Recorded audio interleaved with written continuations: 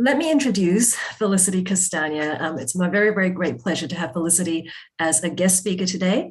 Felicity is an award-winning young adult novelist who has worked as a high school English teacher for many years, but she's now engaged in a range of writing-related activities. Her book publications include The Incredible Here and Now, which I think quite a few people know about because it's taught in many schools. So The Incredible Here and Now is set in Parramatta, which won the Prime Minister's Literature Award, and the International Board on Books for Young People Honour Book for Australia. It was shortlisted for the New South Wales Premier's Literature Awards, the Western Australia Premier's Literature Awards, and the Children's Book Council of Australia Book of the Year Award. And it's been turned into a play which premiered at the National Theatre of Parramatta in July 2017. Her last book, No More Boats, which is fabulous, was a finalist for the Miles Franklin and the Voss Award. And her latest young adult novel, Girls in Boys' Cars, which you can see in the backdrop behind me, has just been published. I don't have a physical copy because we are in lockdown.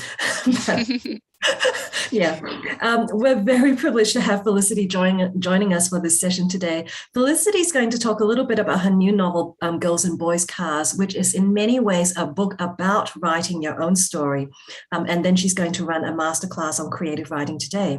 So Girls and Boys Cars is the story of Rosa and Ashika, who are best friends in their late teens from Parramatta. And they hang out with boys in the car park of McDonald's in Parramatta until one night when something happens between Ashika and her boyfriend Arnold in Arnold's car, which is his pride and joy. And, you know, in the meantime, Rosa is being sexually harassed in the car park. And I just want to read a little extract from the novel here. Arnold came over and yanked Ashika hard by the arms and dragged her over to his car, where he threw her into the front passenger seat and slammed the door. A scream got stuck in my throat. Sometimes I hated this, the way that stuff just happened and everyone went silent but did nothing. So the girls then steal Arnold's car and embark on this illicit road trip and petty crime spree through Campbelltown to Canberra, Cooma, and many other places. We know it doesn't end well because much of the novel is written by Rosa while she's incarcerated in a juvenile detention center. So this novel, I think, was very gripping for me. Felicity, this novel is emblematic of the Me Too age in so many ways. The girls' road trip is directly triggered by their sexual objectification and physical and sexual abuse by the boys that they know. But it's also a tribute to the stories about journeys, the road trip novel and film, especially the iconic feminist film Thelma and Louise, which you reference a number of times in the novel. So can you tell us more about the origins of this novel? How did you decide to explore Me Too issues through the female buddy road trip? And what else is symbolized by boys, cars, and the road?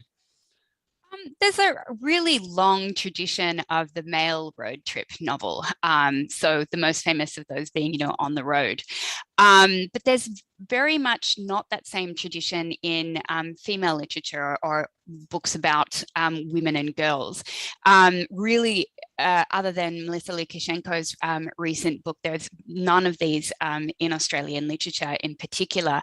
I was really interested in the difference between boys on the road and girls on the road. So if you look at something like On the Road, the two male protagonists kind of go out for an adventure. There's an incredible sense of fun, like they're kind of taking over the world, and like they can and they do whatever they want on this road trip. Whereas if you look at the few road trips by women, women kind of leave because they have to escape, because they're on the run, and it primarily always does end in a kind of failure, like Thelma and Louise. The women literally or metaphorically drive off some kind of cliff. So I was really interested in sitting in this space of women and cars and thinking about what would make that journey different. And I've always been really interested in the car novel in itself, I think particularly writing from Western Sydney, Parramatta, I often think about Parramatta as a man. I think it's a very masculine place, and it's this place where boys own cars and they drive them religiously, like up and down in this kind of gesture of taking over the neighborhood that I don't see any of the girls in my neighborhood doing. So I was very interested in giving that space to girls and sending them on a journey in which not that they kind of conclusively find themselves, but that along the way they can, almost through argument with one another, come to think about who they are and who they want to be in the future. All right. Okay, so we've talked about the issues of the road trip and all of that, and women, and I guess Parramatta being a very male space. And I mentioned that that what triggers the road trip is an incident about boys objectifying and abusing girls. But this novel is by no means an anti-male rant. I think one of its strengths is the way in which it explores Ashika and Rose's friendship and the way it's shaped by the gender expectations of our culture. The way that they're so conscious about how they present themselves physically at all times. They're so aware of being constantly on display. So do they themselves do things to enable this culture because they think it's inevitable and that nothing's going to change? I think this generation of women, and obviously, I'm 20 years older than Rosa and Ashika, but one of the amazing things I find about girls these days is, on the one hand, they are so much more aware of their rights and their position, even the way that we teach consent, for example. I never heard the word consent when I was in high school. It was just don't get pregnant. Like that was our whole that was our whole sex education. Whereas now I think, young women are very aware of their rights. They're very aware of the dialogue around women's rights. And yet at the same time, they're living in this culture where young women have more chances to be objectified, both online and offline, and where we are so much more aware of our bodies. Even at this present moment in lockdown, I'm even much more aware of my own body because I'm always looking at a screen and I'm always essentially looking at myself. So I think it is I think it's a very difficult thing for young women to negotiate these days, that sense of them having more freedoms and yet also being incredibly trapped into a culture that hasn't changed since the 1950s, but has just kind of moved to have a much more technological bent. Yeah, because in some ways, some of the things that the girls think or say in the novel is counter to the belief that we are in a post-feminist age, right? And I'm thinking particularly of this passage again, where I can't remember which of them. I think it is Rosa who says this, and she says, no, girls and boys cars. Sometimes you can't say no, even though you should. Like everywhere I look, people are like, girl power, me too. Beyonce and Lizzo and all that. Everyone is singing about how girls rule the world and all, but you still can't say no, right? Yeah. Do you think that that's an overly pessimistic message, or do you see hope that this might change, that gender norms and culture might change or are perhaps already changing? I think that things are changing because we do have a stronger dialogue now. I mean, even when you talk about the Me Too movement, even the fact that women, even if they are young women experiencing the same kinds of things that I experienced and my mother before them, at least they have the language to talk about it. Like I never had the kind of language to talk about things like objectification and consent and empowerment and equity. Whereas when I got, and I spend a huge amount of time in schools, and I also teach a lot of first-year university students, they actually have that language to at least talk about what they're going through. And I think that in itself is very empowering when you can at least articulate what it means to have these things happening to you. Mhm. Yeah. Yes, they do have the language, but sometimes I think in the novel, the girls don't quite have that language, do they? No, they don't. And I mean, I never wanted to write a novel where these girls had problems and then they kind of went on this big road trip and found themselves after. That's actually a very male road trip novel thing. That's what happens to all men in all books about men on the road. I wanted it to be more complicated than that. I wanted it to be a process of them having these little triumphs and these setbacks, and really kind of trying on different versions of themselves. One of the great things I think for these girls about going on a road trip is that suddenly they are actually taken out of their community's expectations of them, their family's expectations of them, and they get to try in small ways being different kinds of girls.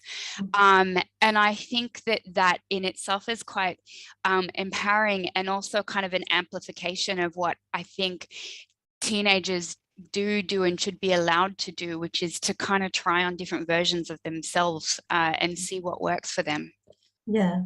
And I think one of the things that they explore as well, and that the road trip allows them to explore, is anger, right? Mhm. Because there's so much suppressed anger in them, and then it just bursts out in these acts of violence. And that is one of the things that you explore really well in this novel. You explore girls' anger, and you know, you state that girls' anger is a different type of thing from boys, and you have to cram that anger into your body every day. It's large and it's loud and it stretches and swells and cracks until it leaks out of your pores. People are always surprised girls have so much anger. Can you tell us more about, you know, what you were, I guess, what you were trying to do there?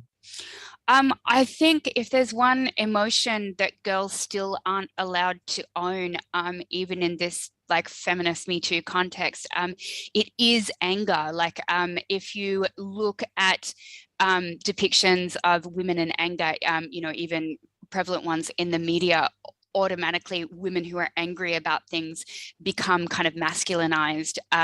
It is not considered in any way a female trait or a good female trait. I think even in those kind of situations where you see women who are angry in like parliamentary debate or like you know, environmental activism, you can see those women kind of holding themselves back a bit because society doesn't listen to or deal well with female anger.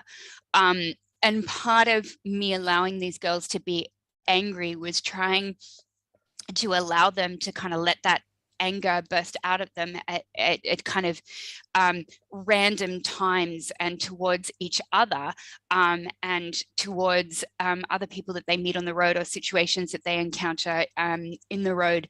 And I think that that's one of their most liberating experiences, is to be able to be angry at themselves, angry at each other, angry at situations that they find themselves in.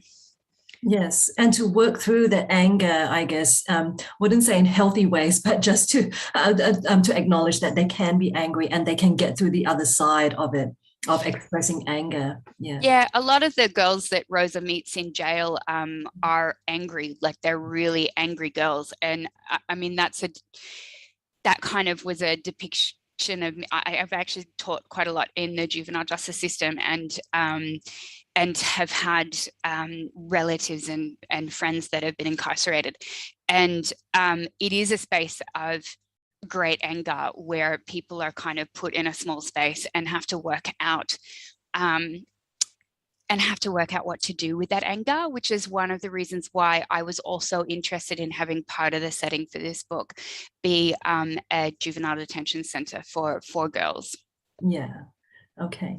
All right. One of the things that I also love about this book is that it is a book about reading, and it's also a book about how to write a book. It is so intertextual because it refers to so many stories and other books and films that make up Rose's imaginative world. So we've got references to J.D. Salinger's Catcher in the Rye, to Jack Kerouac's In the Road, obviously, but we've also got Enid Blyton's Magic Faraway Tree, Elizabeth Gilbert's Eat, Pray, Love. I love your take on that. And we've got the plot beginnings of 50 Shades of Grey, right? It's all over the place. And then we've got Sylvia Plath's The Bell Jar, many other books as well. So it is a book about reading, but it's also intensely metafictional and self-reflexive about how it's being written. So the story constantly draws attention to the process of plotting and narrativizing or telling stories. So and you're constantly drawing us our attention, the reader's attention, to the way in which Rosa starts to become a writer. She says we're all made up of stories. The story begins somewhere in the middle where most stories start, but no one can really escape all that backstory. And then she talks about the problem of where to start. There's always the problem of starting the story too early or too late or even in the middle. Then I guess that also brings up an even more complicated problem, which is, where is the end and the beginning anyway? And so there are all of these, reflections about how to write stories. Did you consciously set out to write a metafictional postmodern novel that emphasizes how it's being constructed as a story, or was that simply coming out of Rosa's character? There's one sense in that, I can't help doing that, because I'm a writer and a reader and a book critic, and a teacher of literature and writing. And I do think about how stories are made all the time. I can't personally read a book without thinking about how I can deconstruct it in terms of its language and its narrative and what it's trying to do. I find that really exciting. That's one of my favorite things to do. But also, I think that on a more literal level, this is a book about how you tell your own story. And it's also about how you find and tell your own story when you are in a culture and a community that wants to tell your story for you. So a lot of what happens to these girls, like the girls that are incarcerated with Rosa, they're there because they feel as though nobody understood their story, and that kind of led to their incarceration. Ashika has her family or her mother trying to narrate what her story is to her without considering who she is. The girls have social media narrating who they are to them. Rosa just wants a bit of space to work out what her story is for herself. So on a very literal level, it is a story about trying to own your own story when everybody else feels that they own your story. And on another level, I love that Rosa thinks in books. I guess she's very much a reflection of me.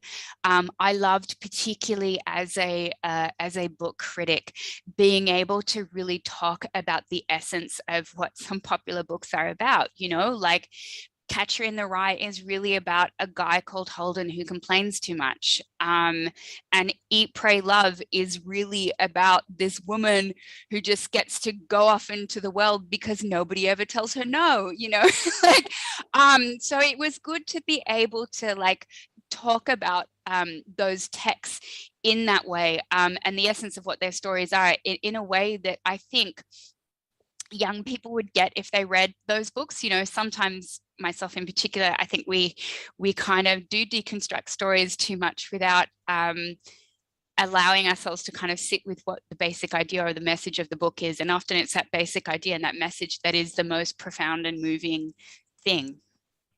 What's the basic message of this book then? I think I wrote that little piece on the front cover. I had that changed from something else that the publisher had there. We can make our own stories, which is simply, and further to that, we can make and remake our own stories. I think that is the essence of this book. Mm-hmm. So writing becomes a metaphor then. I love your cover, by the way. Writing becomes a metaphor for composing and making sense and taking control of our own lives. Yeah, absolutely. Yeah, absolutely. And that's there again. This is not a book that's neatly wrapped up and where the kind of women save themselves or save anybody else, but it is a book where they come to terms with what their own stories are when they're finally away from the noise of everybody else in their communities telling them who they are. And there's a sense at the end of the book that somebody else's story is very different and maybe about to start as well. Yeah. I very much wanted to end that way. Yeah. Yeah. Okay, so we talked so much about writing stories and making our own stories. So let's move now then into the creative writing part of our session. So I'm going to hand over to you, give us some tips about how we can make our own stories. Great. So I want to just talk about really the basics of story. Um, and I want to say at the beginning of this that it's actually the basics that are the hardest thing to get, and that lead to the most skilled, complex, and original stories. So I want to start. We're talking about structure, and then I want to talk about the kind of language that we choose and the kind of sentence structures that we use. These are the building blocks of creative writing. And I think if we can understand them better and understand a little bit more about how they function, it'll particularly help you with Module C, the craft of writing. But also it should help you just be a better writer, and a better storyteller. I want to start with this idea of the structure of a story.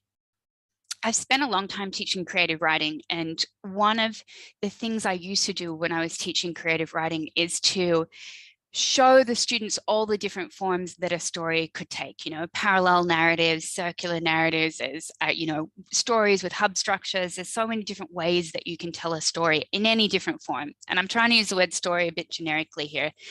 A poem is a story, a play is a story, an essay when it's great is a story as well.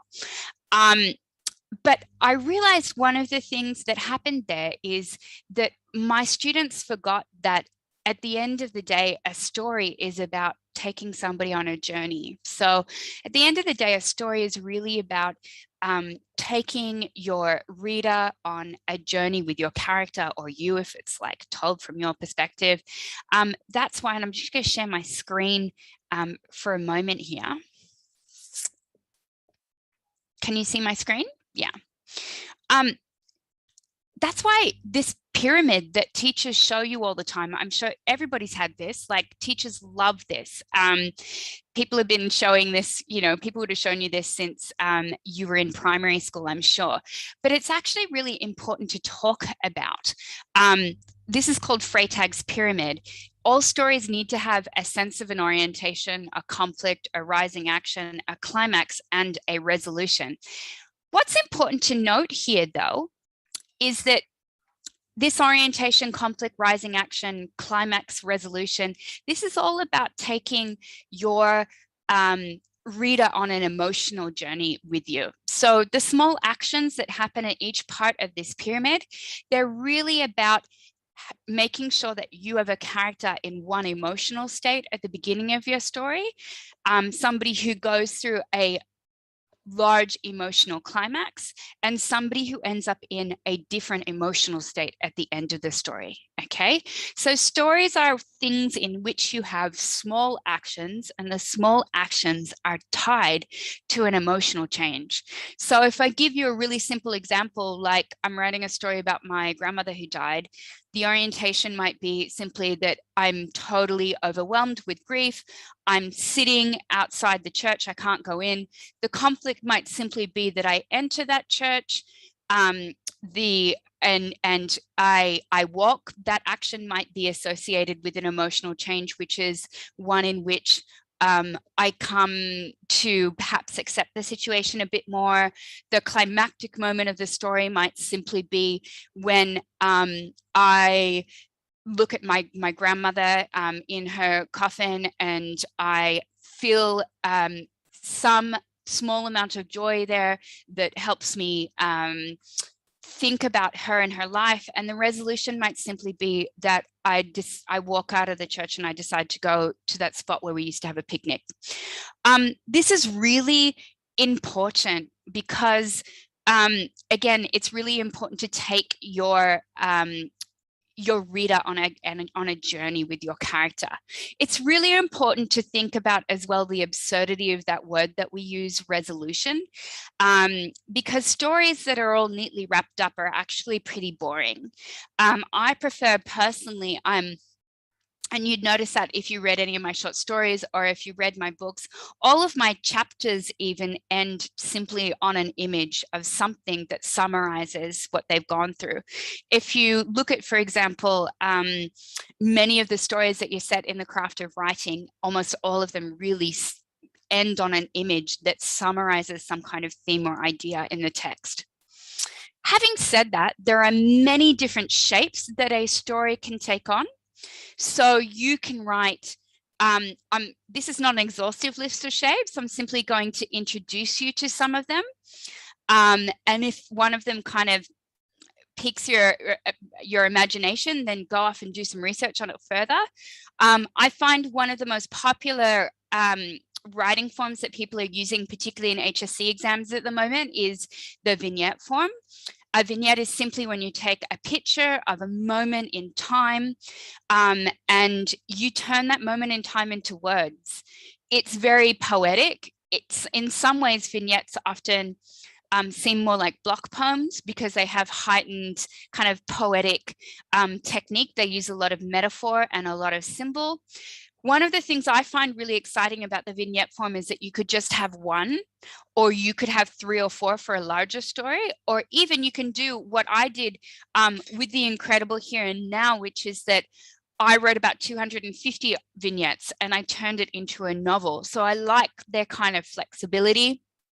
You can write stories that are a series of different train journeys, bus stops, walks, trips to other countries. You can write a series of dates. You can write a circular narrative that begins and ends on the same image. I like the circular narrative because you can set the reader up to think something about a character or a situation and then show them that it's not true. Like you could begin your story with one person like bashing another person and you think the guy doing the bashing is the most evil person in the world. But when you go backwards in his story, you realize like he's the shy, beautiful guy that used to sit in the back of the classroom for years being bullied and is finally having his moment of liberation. And when you get back to the beginning of that story, you know, you want to cheer for him. You can write a text in a linear shape. You can simply go forward. There's nothing wrong with a traditional short story. These can be our most powerful kinds of stories. But think about, this is another option. You could let it go backwards, right? So there's a really famous like Laurie Moore story where she talks about the disintegration between a mother and a daughter, and it begins something like 2002, we are no longer speaking, 2001, I walk up to her door and knock. 2000, I call her on the phone, I hear her breathing. That can be really powerful too. You can write a parallel narrative from multiple characters' perspectives. You can write a hub structure. You can write a structure that works around a repeated line or motif. That's often very good for exams where you get a stimulus.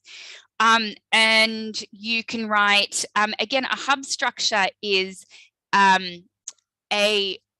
it's a narrative form that some academics claim comes from Native American short storytelling, where you tell a story that returns continually to the same image. Like, so if you imagine like the hub of a bicycle or the wheel of a car, you return continually to the image at the center. So there's one of my favorite stories that uses that form is a story called My Father's Hands by Colin Worthington. And in the space of 4 short pages, he tells the entire life or the entire relationship between a son and his father by talking about what the hands meant to the son at different points in his relationship with his father. When he was born, you know, they held him. Later on, those hands were the strong things that helped his father farm and provide for the family. Later on, the hands become kind of weak and represent his old age.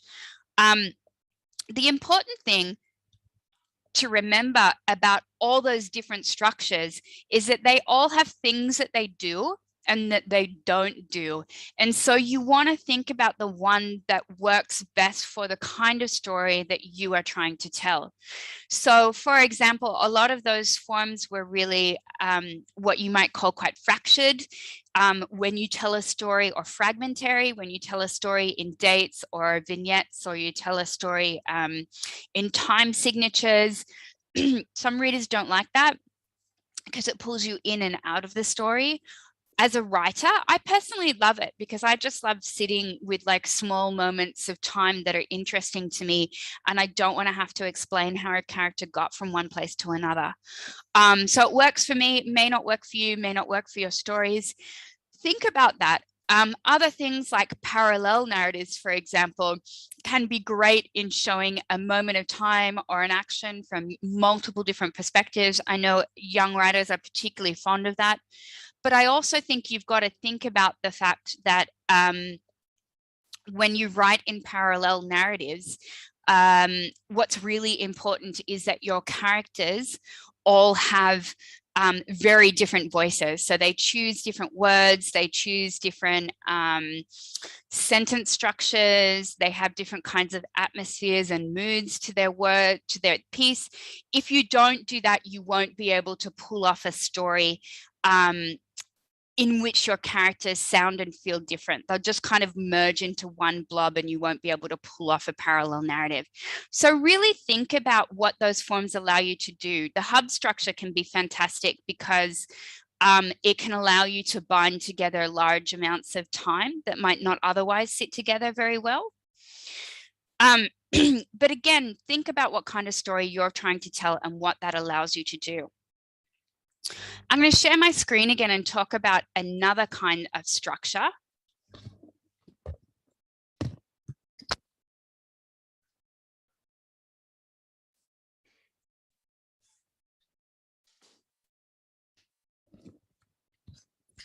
Okay, so the other kind of structure I want to just touch on briefly, because I know that a lot of students are writing in this form now, particularly for Module C. You are able to write a discursive piece. I think that when one writes a discursive piece, in university, we actually call this like creative nonfiction or the personal essay, but I know in high school at the moment, you call this discursive writing, and that you are being encouraged to write creatively in this form, particularly in Module C in your exams. This is really important. It's really important to think about the fact that the discursive essay is one that looks different from the traditional essay. So the traditional essay looks a lot like this picture that I've got here on the side. It's very linear, it's very formal, but actually the discursive essay looks a lot more like these pictures on the side here. It looks something like a helix or a kind of a Twitter map. The reason why is because the discursive essay takes in lots of different threads and it threads it around your own personal story. So what's really important is that at the center of that is your reaction to a book, something that happened to you, a political event that you're watching on TV, but that you give your story weight by bringing in research that sits outside of yourself. So discursive essays that are just really only about you don't have much weight because you're not really justifying your story or showing how important it can be unless you are actually literally showing how it relates to other research out there. Just very quickly, I don't even think I'll read this, but I, for example, write discursively in response to a lot of different texts. One of the texts that I recently wrote a personal response to was Melina Marchetta's novel, The House on Dalhousie Street. And I spoke about how her book made me think about home in lots of different personal ways and how it reminded me of the research about home. So my essay, its structure looked more like this. I thought about what am I responding to this book? What is my personal story reaction? I am drawn to the fact that characters in Marchetta's books often live their whole lives in one house and one community, often the same house and community that their parents lived in. I find this concept strange as someone who has moved around a lot and who now lives in a very transient community. The overall kind of theme of my essay was home, place, belonging, and I brought in a bunch of external references about the decreasing rates of home ownerships. I brought in some quotes by Gaston Bachelard about the meaning of home, and I made references to a novel about homes from Toni Morrison. So I justified my personal reaction to the text by bringing in these external resources. Often finding the way into that kind of a creative text is that's the challenge. So try an anecdote, a broader idea, another text, a fragment, a marker of time. Try messing with hybrid forms. There's lots of great discursive essays that are told in those kind of more fictional forms I just told you about, like in vignette forms, or or they might revolve around an image and have a hub structure. You can write collages. You can just have a really funny, interesting voice as the driver of the essay. Or you can, again, use a kind of hub structure where you return to a similar object. What I want to emphasize now, as I move on and just say a few words about words and sentences and images, is that really writing, creative writing, is really at the end of the day about choosing the most specific words possible. Okay, so I might stop sharing there for a moment. We often, I think, particularly as emerging and younger writers, think about creative writing as something that involves a whole lot of adjectives. And even we're often taught to, use all 5 senses. That's it's a good starting point, but you'll never go from being a good writer to a great writer unless you learn that creative writing really is just about picking the most specific words possible. Often adjectives are actually the least describing words. They're the most generic words.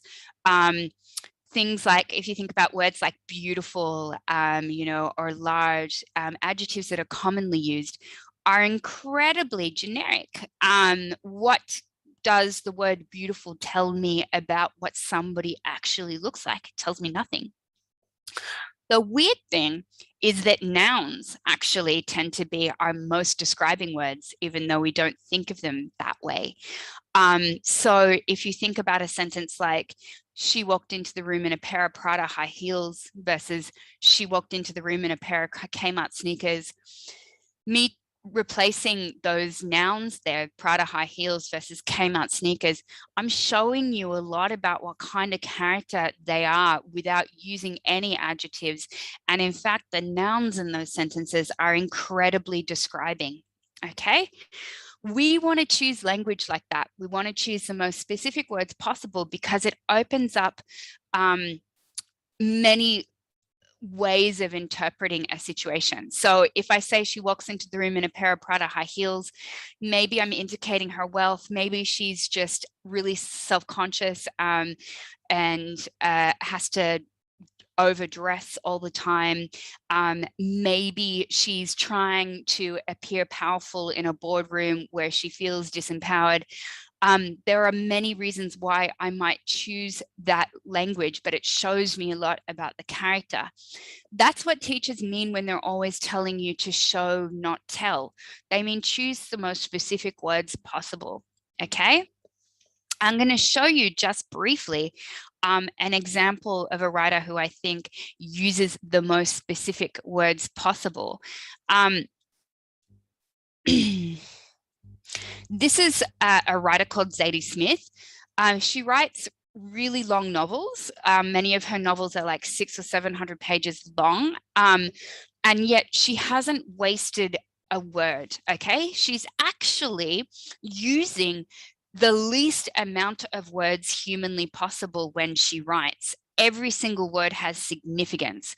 I really like the opening couple of sentences to her book, White Teeth, because she's shown us without barely using an adjective exactly who this guy, who's one of the main characters of her novel, Alfred Archibald Jones, is. So it begins, early in the morning, late in the century, Cricklewood, Broadway, at 06.27 hours on the 1st of January 1975, Alfred Archibald Jones was dressed in corduroy and sat in a fume-filled Cavalier Musketeer estate face down on the steering wheel, hoping the judgment would not be too heavy on him. He lay forward in a prostrate cross, jaw slack, arms splayed either side like some fallen angel scrunched up in each fist. He held his army service medals left and his marriage license right, for he had decided to take his mistakes with him. I love the choice of the specific words here. She calls him, for example, Alfred Archibald Jones. She could have called him Mr. Jones or Archie or Al, but that would imply that he's a kind of playful figure. The use of the kind of triple barrel name Alfred Archibald Jones implies that he's somebody who has some kind of status, who thinks he's a large kind of man. I love the term here, Cavalier Musketeer State. I don't know what kind of car that is, but it just makes you think of something that is kind of big and shiny and fancy. Already just those two really specifically chosen phrases allow us to understand so much about this man, that he is a bit of a big man, that is someone who thinks he has some status, that drives a big car. Even the fact that she uses a time signature, 06.27 hours, that's very deliberate because he's an army guy. So he's thinking in army terms. That gets us into his head so rapidly and immediately. Even the choice of date here, the 1st of January, we know it's New Year's Day, so we know he's gone off and probably thought about the year to come and the life that and the year that he had. That's such an important describing term here. In these two sentences in the opening of this novel, we really get such a solid, emotive, immediate picture of who this man is without actually getting any adjectives or without being told once who he is. Okay, that's really clever, and that's what you need to aim for in your writing. I always love this quote by whoops, stop screen sharing, give me a second. I've always loved this quote by the literary critic, James Wood. And I think it's something that we should think about when we choose that specific detail. He says in his book, How Fiction Works, literature differs from life in that life is amorphously full of detail and rarely directs us towards it. Whereas literature teaches us to notice the way my mother, say, often wipes her lips just before kissing me, the drilling sound of a London cab when its diesel engine is flabbily idling, the way old leather jackets have white lines in them like the striations of fat in pieces of meat, the way fresh snow creaks underfoot, the way a baby's arms are so fat they seem tied with string. This is what you're doing when you pick that great specific detail.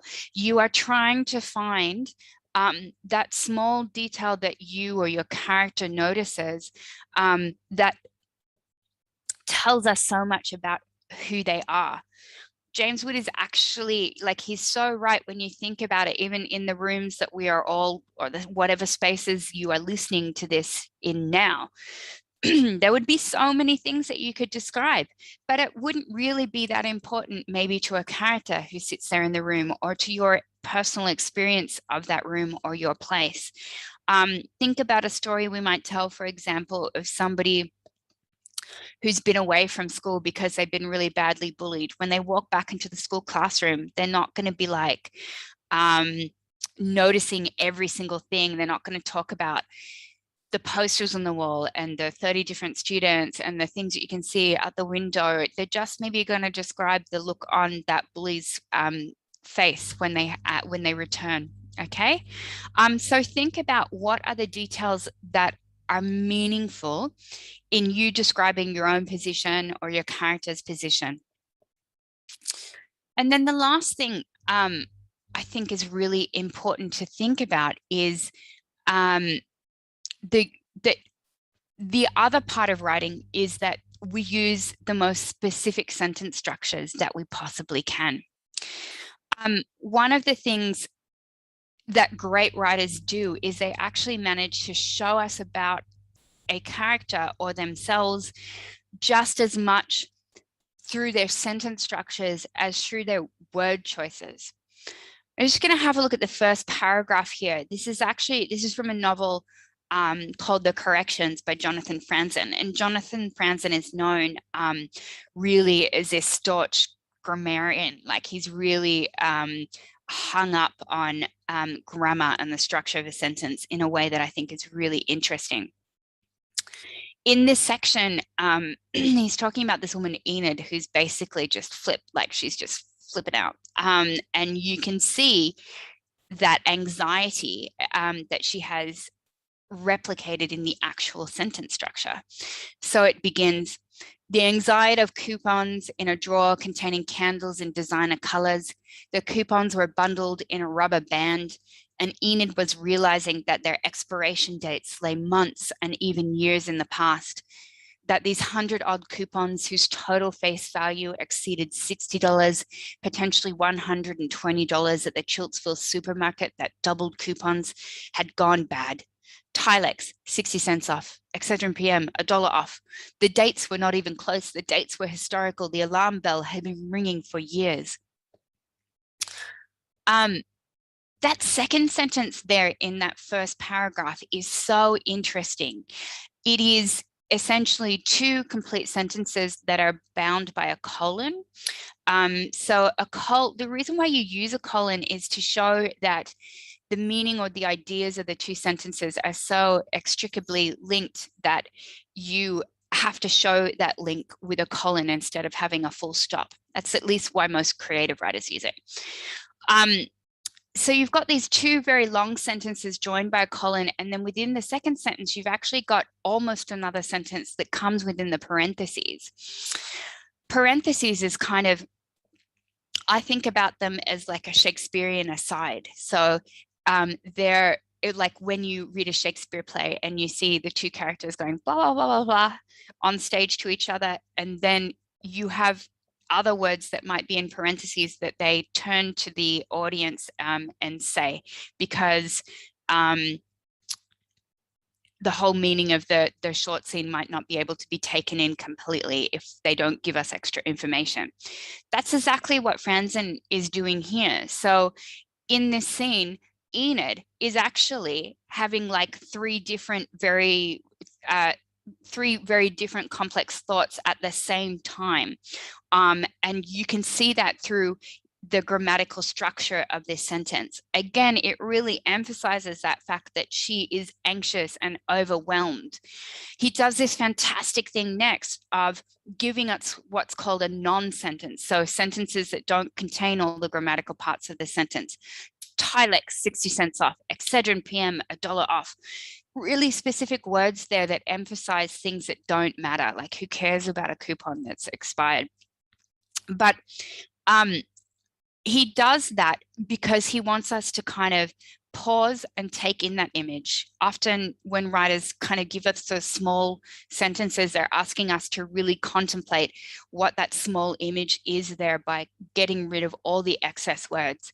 And that image there is of a coupon that's freaking in and out, even though it's totally insignificant. And again, the grammatical structure of that sentence emphasizes that this woman is having a complete breakdown. So just to summarize there, writers play with different structures.